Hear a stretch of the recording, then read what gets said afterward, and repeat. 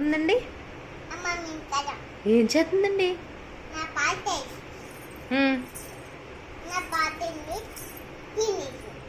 మీ పాలను ఏం చేస్తుంది?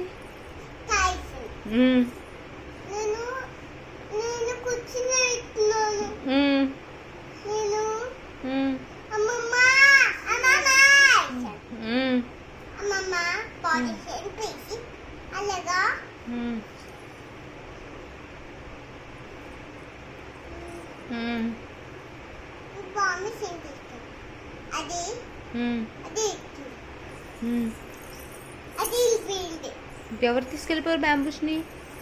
పోలీస్. పోలీస్